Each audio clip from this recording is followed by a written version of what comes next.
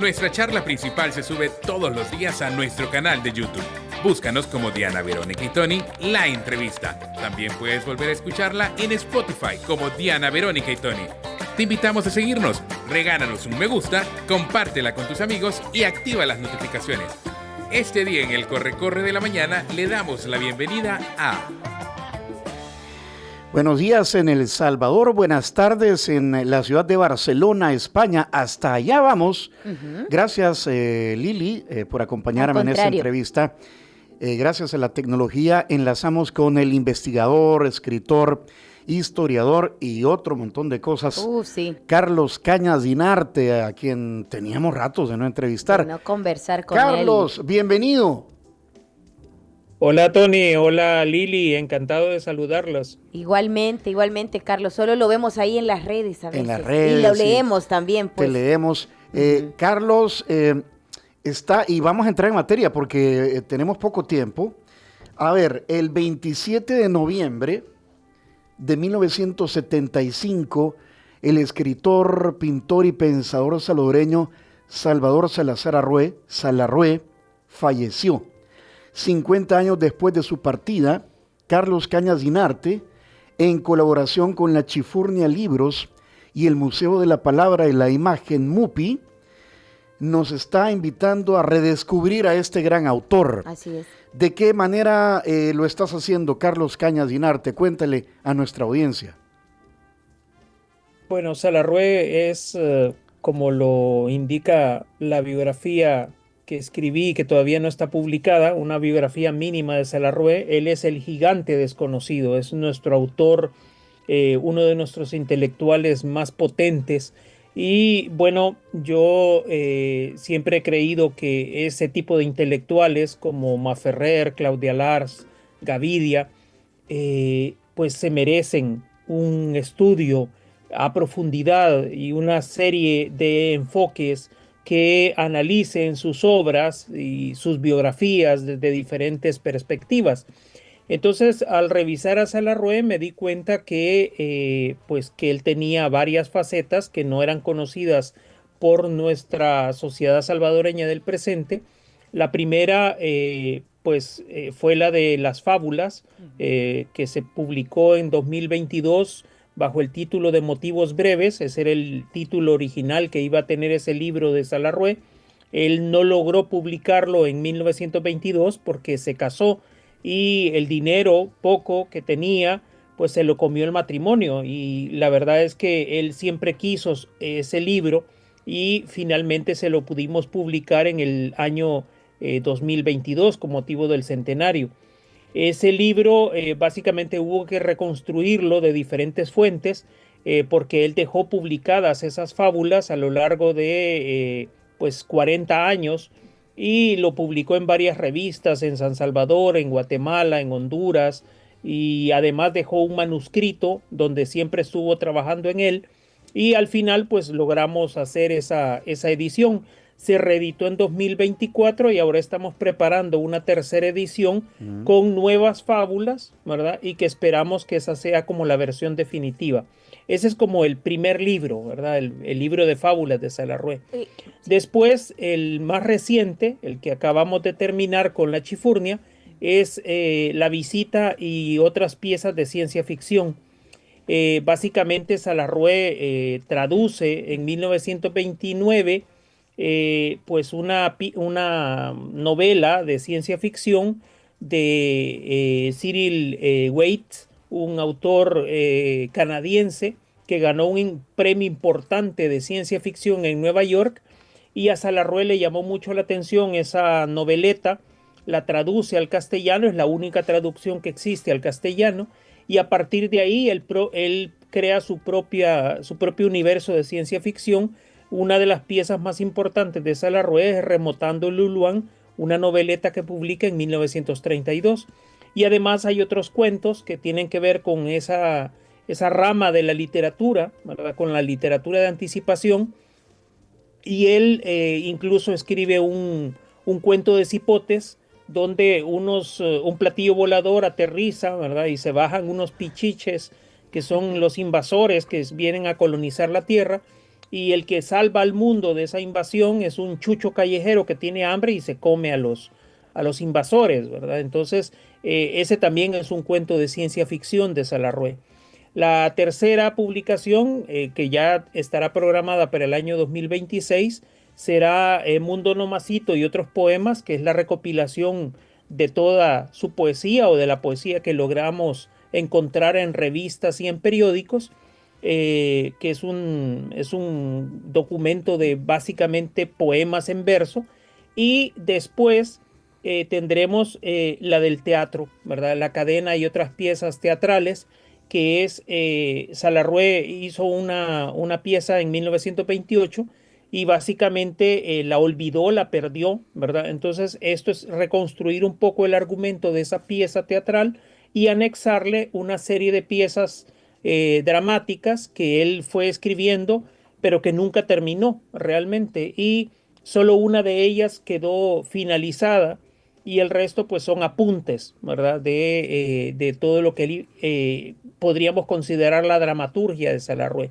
Entonces ese escenario forma parte de lo que será entonces después la biografía de Salarrué, la biografía mínima de Salarrué, que en estos momentos debe andar por unas 300 páginas más o menos. Y eso será pues para más adelante. Pero digamos que estos son como los 4 libros en estos momentos con los cuales yo invito al MUPI y a la Chifurnia que le rindamos homenaje a Salarrué en el 125 aniversario de su nacimiento, que fue el año pasado, y el 50 aniversario de su trascendencia. No me gusta la palabra muerte porque Salarrué ofreció que iba a regresar reencarnado en el año 2043. Y entonces hay que creer en la palabra de alguien tan místico como era Salarrué. Como era Salarrué, así es. Y escuchando, ¿verdad? Escuchándote, definitivamente entonces Salarrué es el pionero de la ciencia ficción salvadoreña, y también me llama muchísimo la atención y quisiera saber cuál es el hallazgo que más te sorprendió durante esta investigación y que continúa seguramente. Bueno, pues encontrarme una faceta de un Salarrué traductor, por ejemplo, ¿verdad? Eso para mí fue un hallazgo sumamente interesante. Ya había trabajado en diciembre del año pasado, publicamos un librito con la Chifurnia, un librito de 140 páginas que contiene las traducciones de Claudia Lars. Se titula Yo Traductora. Y Claudia tradujo a autores como el creador de Un Mundo Feliz, Aldous Huxley, a otras autoras, Cristina Georgina Rossetti, ¿verdad? Y otros, por ejemplo, Thomas Wolfe, el gran autor estadounidense, también fue traducido por Claudia, pero todas esas traducciones que ella hacía tenían una línea común, y era que le interesaban los autores antifascistas, porque Claudia estaba muy involucrada en su pensamiento en contra de los totalitarismos y de los gobiernos autocráticos, y entonces ella en los años 40 va a hacer una serie de traducciones en esa ruta. Entonces es curioso que Salarrué también se dedique a traducir autores y no hayamos prestado mucha atención a esa faceta. Muchos de nuestros intelectuales fueron traductores del francés, del inglés, ¿verdad? Del portugués. Tradujeron a diversos autores, pero solo, por ejemplo, solo se le había dado importancia a alguien como Gavidia, por ejemplo, ¿verdad? Pero no se le había prestado atención a lo que habían hecho otros autores.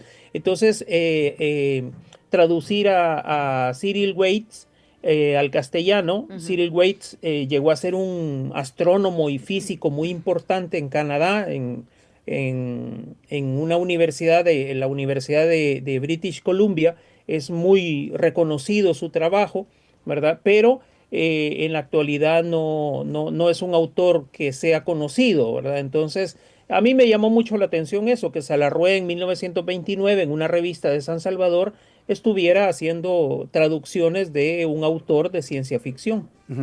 Carlos, has hablado de obras inconclusas, has hablado de anotaciones. Podríamos decir o afirmar entonces, y tengo la curiosidad de cómo has accedido a esos materiales, o sea, o cómo han logrado llegar a esos materiales, podríamos afirmar que hay, o sea, que no hemos leído todo o no sabemos todo lo que o sea, de Salarrué aún falta por conocer más. Sí, indudablemente, Tony. Y yo en este sentido voy a agradecerle enormemente a una persona que ya no está con nosotros, a Ricardo Aguilar, quien logró el rescate de lo que quedaba del archivo de Salarrué, ahí en los Planes de Renderos, cuando todavía vivía su hija Maya Salarrué, y ella le entregó lo que quedaba de ese archivo. Y Ricardo se lo donó al Museo de la Palabra y la Imagen. Entonces, el MUPI, conducido por Carlos Enríquez Consalvi, se ha dedicado durante mucho tiempo a la conservación de ese archivo y gracias a esa conservación y a esa catalogación es que muchos podemos tener acceso a esos materiales, ¿verdad? Desde diferentes ángulos se han estado haciendo investigaciones en ese archivo. En mi caso, yo he tenido la suerte de poder contar con material de alta calidad, ¿verdad? Escaneado de alta calidad para poder solicitarlos y que me fueran remitidos y a partir de ahí estar agregando a lo que yo también he encontrado en otras bibliotecas y archivos del mundo. En este sentido, la digitalización es un proceso importante para poder acelerar investigaciones de todas las naturalezas posibles. En el caso de El Salvador, lastimosamente, al cerrarse muchos espacios de documentación e investigación, pues nos queda el resto del mundo para poder rastrear más materiales al respecto.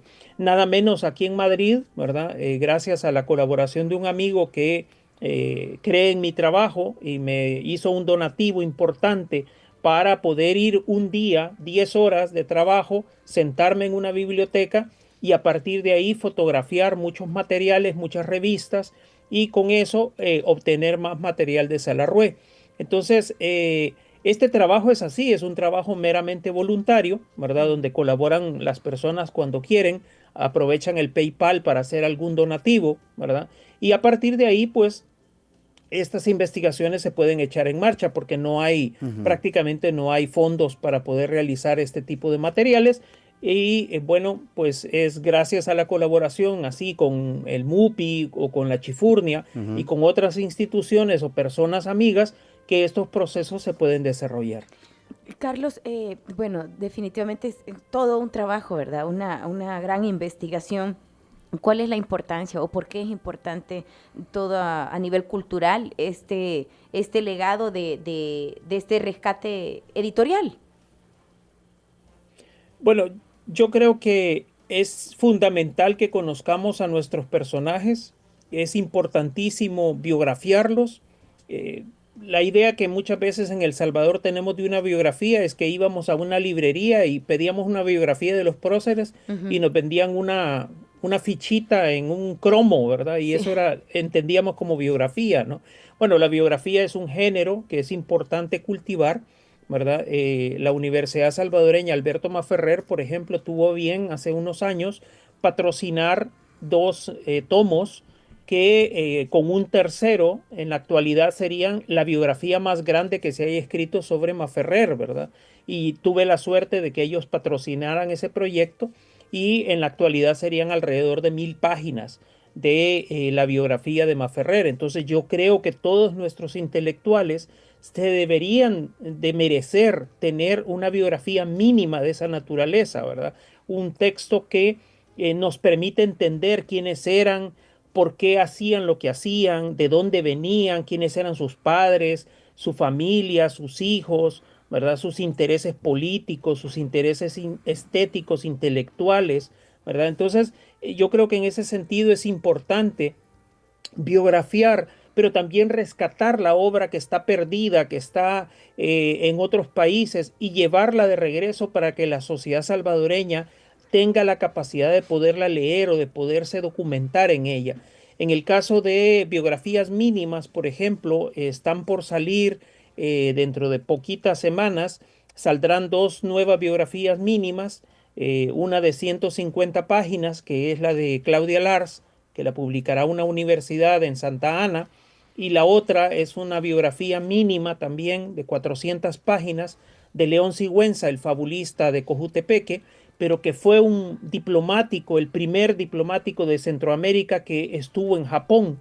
Y entonces él forma parte de un episodio que los salvadoreños deberíamos de leer y conocer más, porque fue cuando el gobierno de Hernández Martínez reconoció al imperio títere del Manchukuo, ¿verdad? Y aparece esa referencia en la película El último emperador de Bernardo Bertolucci. Ahí aparece citado que El Salvador reconoció la invasión japonesa al norte de China, donde está la Manchuria, y por tanto El Salvador se convirtió en un país bastante mencionado en esos años de 1930 en adelante, porque alguien como León Sigüenza jugó un papel diplomático en toda esa historia, ¿verdad? Entonces, yo creo que alguien como esos personajes, así Salarrué, Gavidia, se merecen tener sus biografías, pero también tener sus obras desconocidas, ordenadas, sistematizadas y publicadas. Carlos, nos dice la producción que tenemos que hacer una pausa de 5 minutos, pero te quiero dejar rebotando la pregunta. Tú acabas de mencionar el carácter místico de Salarrué.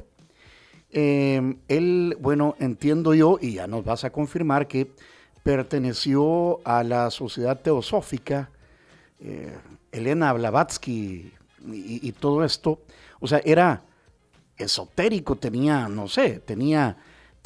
un pensamiento que ya nos vas a contar si has descubierto algo de esto, qué tan cierto es y hasta dónde, porque incluso mencionaste que él había dicho que iba a reencarnar en 1900, ¿dijiste cuándo?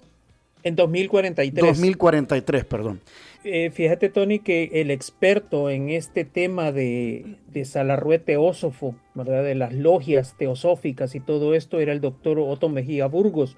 Lastimosamente, por un mal procedimiento médico, falleció el año pasado, un hombre muy joven, salvadoreño, un gran intelectual, ¿verdad? Él era el experto en esta temática, pero en conexión con lo que él hizo, con los descubrimientos y el trabajo en esa área que él realizó, también hay que mencionar a la doctora Marta Casau Zarzú, guatemalteca, quien también ha trabajado estas temáticas de los teósofos en Centroamérica, y con el trabajo de ellos es posible determinar, por ejemplo, que quien introduce la teosofía en El Salvador es el padre de Claudia Larce, el coronel Patrick Brannon, es el introductor de este pensamiento, como decías, de Madame Blavatsky y todo el rito escocés, ¿verdad?, que introduce el coronel Brannon, ¿verdad? Y 3 seguidores, bueno, él influye en Claudia tiene un acercamiento con la teosofía, pero no permanece, ¿verdad? No permanece, aunque eso le va a abrir puertas en sus exilios y otras cosas, pero 2 de los seguidores principales del coronel Brannon van a ser Salarrué y por otro lado Alberto Guerra Trigueros, que son como los que continúan en esa línea. En este sentido es muy interesante porque Salarrué también, por ejemplo, va a ser uno de los pioneros del vegetarianismo en El Salvador, ¿verdad? O sea, va a ser vegetariano, igual que el general de brigada Maximiliano Hernández Martínez. De hecho, eran amigos de logia teosófica. Además, en esa época, Salarrué en 1922, se da cuenta que él tiene experiencias de desdoblamiento, esa situación de poder entrar en meditación y desprenderte de tu cuerpo. Y entonces Salarrué hace viajes astrales, ¿verdad? Visita otras dimensiones. Él lo escribe en sus textos, ¿verdad? Y ese tema del espacio-tiempo y todo, pues lo maneja Salarrué, ¿verdad? A partir de este conocimiento orientalista, místico, teosófico, ¿verdad? Es otra dimensión de Salarrué que vale la pena introducirse en ella, ¿verdad? De hecho, la ciencia ficción a Salarrué le llama la atención en la medida en que es un perfeccionamiento o puede llegar a ser un perfeccionamiento de la humanidad, pero desde una dimensión espiritual. A Salarrué no le interesa la ciencia ficción como algo catastrofista o un mundo distópico o algo por el estilo. Le interesa en la medida en que la humanidad puede avanzar hacia estados de espiritualidad completamente diferentes, ¿verdad? Entonces, es muy llamativa esa faceta de Ujú, Salarrué, pero como te ujú. digo, quienes trabajaron esas temáticas fueron el doctor Otto Mejía Burgos y y la doctora Marta Casau Zarzú. Mira, antes de la pregunta de Lili, te manda saludos el Sí, padre del internet en El Salvador, Rafael Lito Ibarra. Un saludo a Carlos Muchas Cañas gracias. Dinarte, dice, y agradecimientos por su labor incansable para rescatar a estos grandes salvadoreños. También ya. Yadi Eguigure, saludos Carlos Cañas, dice, bueno, y aquí me voy a ir Ay, al ay, WhatsApp a sí, ver hay que... a ver qué encontramos, Lili. Bueno, sí, Carlos, yo quería preguntarte cómo o qué esperas del público actual, sobre todo los jóvenes, y todo lo que está mencionando ahorita, que era impresionante, que reciban esto tan inédito. Bueno, yo lo que espero es que todo esto nos lleve a entender una cosa que a mí me ha tardado, bueno, lo descubrí hace como 40 años más o menos, y es que yo nací en un país del que no sabía nada y del que tenía más preguntas que respuestas. Entonces, El Salvador es una patria por descubrir. Esa es la realidad. Y entonces, hacer investigación en El Salvador y para El Salvador debiera de ser una constante. Deberíamos de hacerla todos los días. Eh, Hay diferentes facetas en las cuales nosotros podemos investigar acerca del desarrollo del país. Vaya, el caso, yo creo que Tony, tú estuviste ahí, me da la impresión de que estuviste hace poco en la presentación del libro de la historia de la publicidad, por ejemplo. Ujú, ujú. Eh, Saludos a los amigos de la Mónica Herrera. ¿Ya? Exactamente, o sea, el caso es que no teníamos una historia de la publicidad documentada, ¿verdad? O sea, había aspectos, ¿verdad? Había entrevistas con algunos publicistas, alguna gente daban versiones equivocadas o había fragmentos, ¿verdad? Y todo, pero no se había hecho un esfuerzo y la Mónica Herrera decide apoyar la iniciativa de, bueno, hagamos una historia de la publicidad en El Salvador, ¿verdad? O por ejemplo, la Asociación Salvadoreña de Empresas de Seguros se decide a financiar también una investigación acerca de la historia de de los seguros en El Salvador, que no comienza con la centroamericana, ¿verdad? En 1915, sino que lleva muchas décadas atrás, ¿verdad? Entonces, yo lo que espero de todo este tipo de trabajos es que se vuelquen a las redes sociales, ¿verdad? Yo sé que ahora es más difícil que la gente lea, pero es importante también publicar en Twitter, publicar en Facebook, publicar en TikTok, en Instagram, ¿verdad? Y que todo este material se pueda volcar a esos espacios. Yo a lo largo del tiempo siempre he creído, por ejemplo, en un medio como el maravilloso en el que ustedes están, que es la radio. Yo en la actualidad tengo dos microprogramas, ¿verdad? Uno aquí justamente en punto 105 los días sábados, que es Féchate nuestra historia, son las efemérides del Salvador a lo largo de la semana, pero también tengo otros microprogramas en la radio Restauración, ¿verdad? Y ahí voy volcando otros materiales, ¿verdad? Tengo diferentes series que tratan acerca de la cultura salvadoreña y eso se puede acceder, como dice Tony, la maravilla de la tecnología es que ahora podemos acceder a todo ese tipo de cosas desde donde nos encontremos. Por darle ese buen uso, ¿verdad? Esta Sí. herramienta de las redes. ¿Por qué es importante para un país también el tema de la historia, de la memoria histórica y sobre todo para estas nuevas generaciones desde chiquititos, pues? Y claro, no olvidar, ¿verdad? No olvidar de dónde venimos, quiénes somos y por qué somos como somos, y a partir de ese conocimiento trazar las posibilidades del futuro, ¿verdad? O sea, el futuro no está escrito, el futuro no está definido, el futuro no está determinado, y entonces necesitamos saber de dónde venimos. ¿Por qué tenemos que sentir orgullo? Bueno, hay muchas cosas de las cuales podemos sentir orgullo en el caso de El Salvador, ¿verdad? Hemos tenido personajes muy importantes en nuestra historia, hemos tenido intelectuales de muchísimo peso, ¿verdad? Pero necesitamos conocerlos, pues, o sea, no es una cuestión de que cualquier persona venga y nos mienta, ¿verdad? O sea, la historia no se construye con mentiras, la historia se construye sobre la base de investigación y de posibilidades de publicación, ¿verdad? También, entonces las redes sociales tienen que servir justamente para eso, pero hay que decirlo, esto no es un trabajo que se puede hacer de gratis, ¿verdad? O sea, todo esto requiere fondos, requiere Un andarse moviendo, requiere que mecenas. las personas,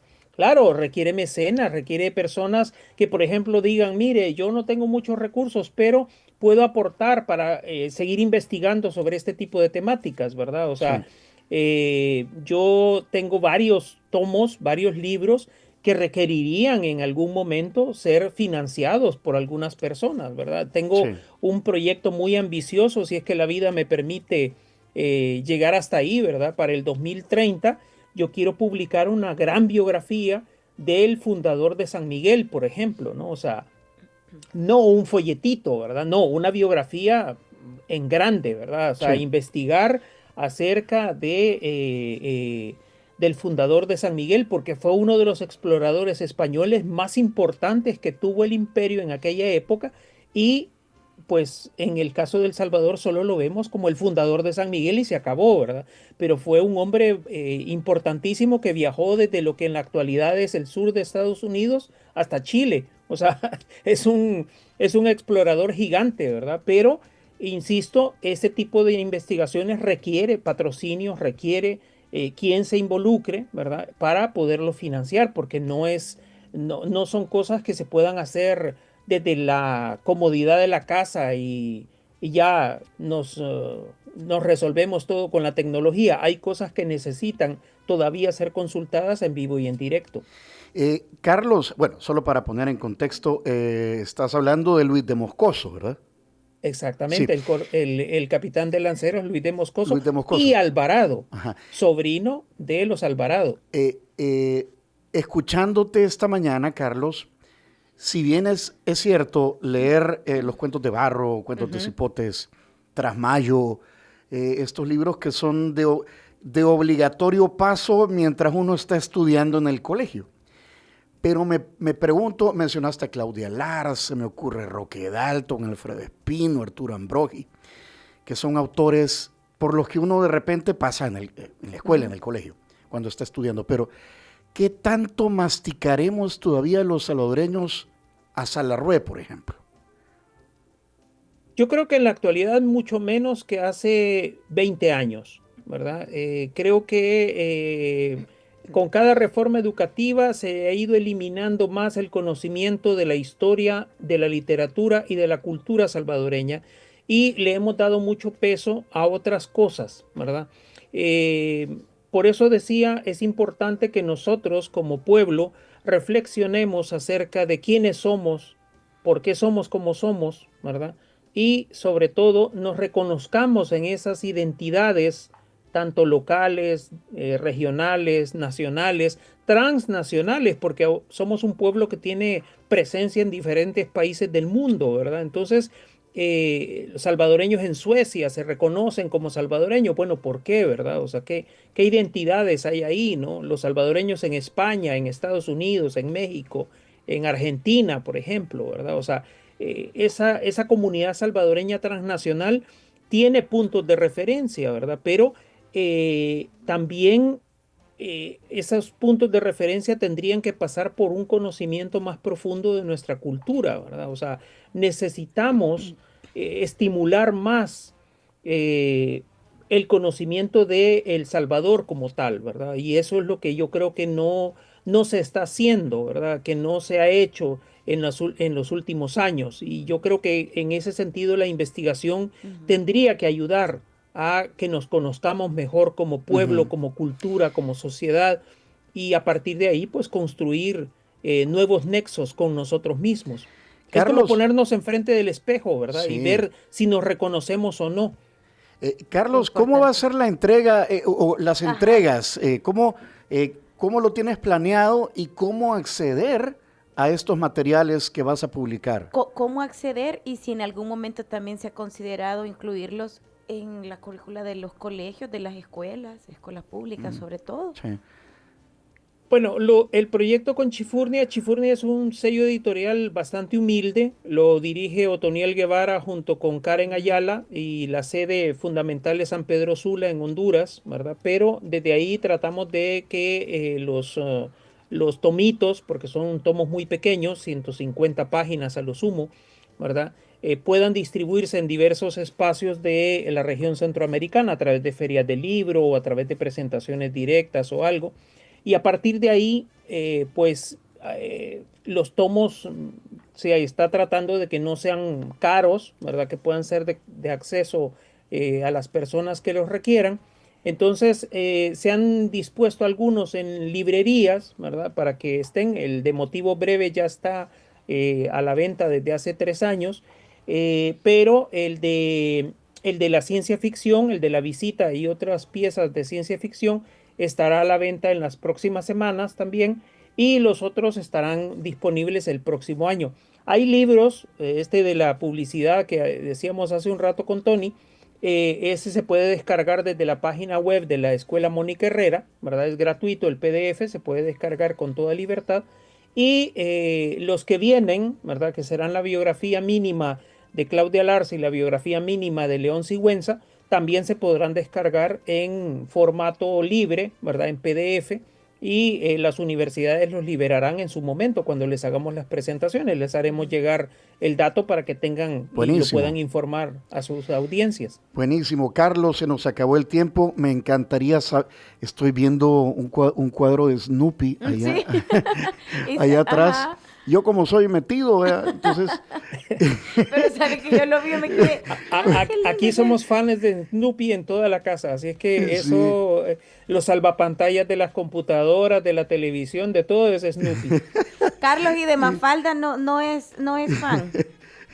Soy fan, pero en mi caso personal, ¿verdad? En el caso de mi esposa Patricia también, ¿verdad? Somos fans de Mafalda, pero ya a nuestros hijos les cuesta un poco más adaptarse al tema de Mafalda, no le encuentran mucho a la acidez de la gracia al Mafalda, sarcasmo de Mafalda. Exacto, le falta todavía. Y quería comentarles algo antes de finalizar. Quiero hacer un agradecimiento público al señor rector de la Universidad Gavidia, de la Universidad Francisco Gavidia, en nombre de mi esposa y mío personal, al jefe de investigaciones también, porque a partir de una colaboración con la universidad... El ingeniero Mario Ruiz. El ingeniero Mario Ruiz y el director de investigaciones, pues gracias a una colaboración con ellos, muy pronto saldrá publicado también un libro por la Gavidia, ¿verdad? Que será el primer libro que hemos escrito en conjunto con mi esposa Patricia, una historia de la ciencia en El Salvador. Qué bien, o sea, qué bien. Qué bueno. Desde el siglo XVI hasta finales del siglo XIX, inicios del siglo XX, cómo se ha desarrollado el ámbito científico en la sociedad salvadoreña. Y ahí hay cosas maravillosas, hay unas cosas increíbles. Nosotros nos hemos llevado la sorpresa del siglo, la verdad, descubriendo cómo, por ejemplo, a mediados del siglo XIX había salvadoreños interesados por explorar el espacio, había un salvadoreño queriendo medir la velocidad de la luz, ¿verdad? Había mujeres queriendo hacer trabajos astronómicos, ¿verdad? O sea, toda la fase solamente de astronomía, ¿verdad? Y ahí tenemos una cantidad de investigaciones que se hicieron acerca de botánica, de zoología, de una cantidad de detalles que, bueno, que creemos que es importante reunirlos en un libro y que la sociedad salvadoreña lo conozca. Pero eso saldrá en algunos meses. Todavía le falta un poco de cocción a ese librito. Muy bien. Bueno. Enhorabuena, Carlos. Sigue adelante. Sí. Un abrazo en la distancia a ti, a tu esposa Patricia. Sigue adelante, ¿verdad? Con tus investigaciones. Estaremos muy pendientes de las publicaciones. Gracias, también, y un gusto. Muchísimas gracias. Fuertes abrazos. Gracias por tu tiempo. Si quieren volver a escuchar esta entrevista, atención a lo siguiente. Muchas gracias por acompañarnos en nuestra entrevista. Para volver a escucharla e incluso verla, visita nuestro canal de YouTube Diana Verónica y Tony. Búscala como La Entrevista. También puedes encontrarla en Spotify como Diana Verónica y Tony. Te invitamos a seguirnos, regálanos siempre un me gusta, compártela con tus amigos y activa las notificaciones.